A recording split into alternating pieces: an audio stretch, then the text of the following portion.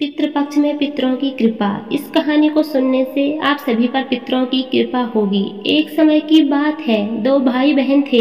दोनों का विवाह हो चुका था और दोनों के दो दो बेटे थे। बहन विधवा हो चुकी थी और अपने भाई के घर में रहती थी। इस बात से उसकी भाभी बहुत नाराज रहती थी। ऐसे ही पितृपक्ष आया तो भाई बोला, मैं पितरों के तर्पण और पिंडदान के लिए गंगा जी जा रहा हूँ। ऐसा कहकर वो गंगा जी के लिए चला गया। भाई के जाते ही भाभी ने बाहर खेत में ननद और उसके बच्चों के लिए झोपड़ी डलवा दी।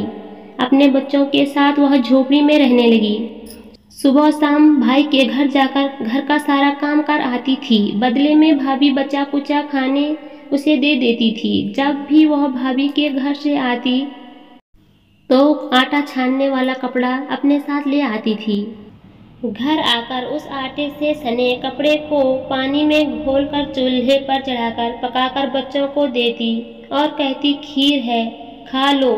ऐसे ही समय बीतने लगा। एक बार भाभी ने उसे एक कपड़ा ले जाते हुए देख लिया तो बोली, बाई जी, आटा छानने का कपड़ा कहाँ ले जा रही हो? इसे यहीं छोड़कर जाया करो। उसने वैसा ही किया। उस दिन भाभी ने उसे बचा कुचा भोजन भी नहीं दिया और बोली, कल आपकी माँ का श्राद्ध है, बिना बुलाए तो आना मत। हाँ, आंगन में लगा ये पीपल का पेड़, अगर अपनी जगह से हिले तो आ जाना।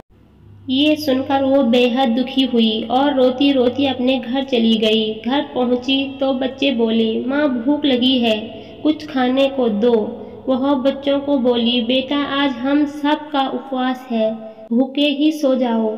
अगले ही दिन बच्चे बोले, मामी ने कहा था कि आज नानी का श्राद्ध है तो चलो वहाँ चलते हैं। तो वह बोली, बेटा मामी ने कहा था कि आंगन का पीपल का पेड़ अगर अपनी जगह से हिले तो आ जाना। तुम बताओ, कभी पेड़ हिलता है, पत्ते हिलते हैं और टहनियाँ हिलती हैं, कभी पेड़ को हिलते देखा है? उसने बच्चों को समझाया कि बिना बुलाए नहीं जाना है। शाम हुई तो उसके भतीजे आए और बोले, बुआ माँ ने भोजन भेजा है। उसने देखा तो भोजन के नाम पर दो सूखी रोटियों के ऊपर थोड़े से चावल रखे थे। यह देखकर उसे बहुत क्रोध आया और अपने बच्चों से बोली, इसे झोपड़ी के ऊपर फेंक दो। और वह भूखे ही अपने बच्चों को लेकर सो गई।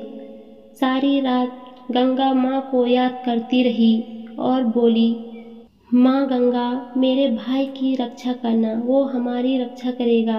अगले दिन भाभी आई और बोली, बाई जी, कल तुम्हारे पिता का श्राद्ध है, बिना बुलाए मत आना, लेकिन आंगन का पीपल का पेड़ हिले तो आ जाना।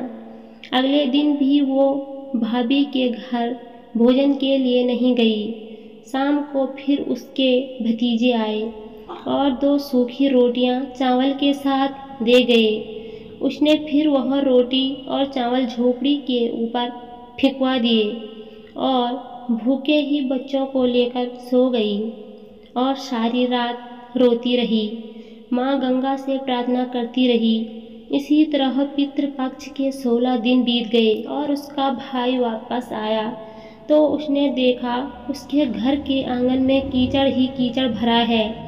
वो अपनी पत्नी से पूछने लगा, ये कैसा कीचड़ है, मेरी बहन और भांजे कहाँ हैं? तो उसकी पत्नी बोली, श्राद्ध के पूरे 16 दिनों तक मैंने तुम्हारे बहन और भांजों के पैर कच्चे दूध से धोए हैं, इसीलिए यहाँ कीचड़ हो रहा है। तुम्हारे पीछे से मैंने उनकी खूब सेवा करी, खीर पूरी खिलाई, फिर भी वो मुझसे नाराज होकर खेत में झोपड़ी डालकर रह रही है। भाई खेत पर पहुंचा तो वह देखता है कि वहाँ कोई झोपड़ी नहीं थी। वहाँ एक आलीशान महल बना हुआ था जिसके आंगन में उसके भतीजे खेल रहे थे। उसने जाकर अपनी बहन से कहा, बहन ये सब क्या है?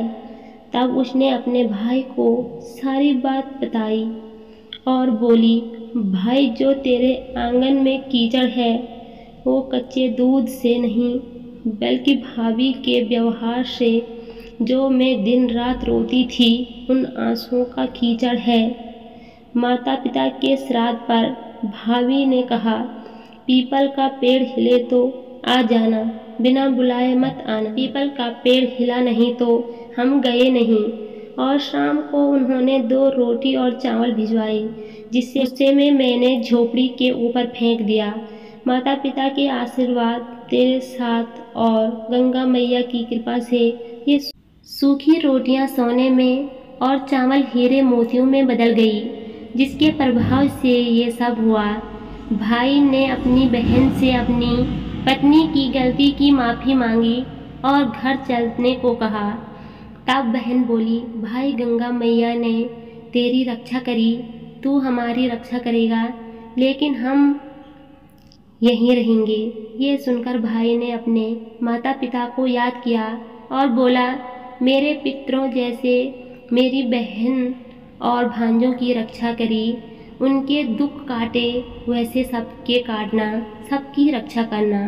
अगर आपको वीडियो पसंद आए तो चैनल को लाइक करें, सब्सक्राइब करें और कमेंट ज़रूर करें। मिलते हैं कल नेक्स्ट वीडियो में, तब तक के लिए राधे राधे।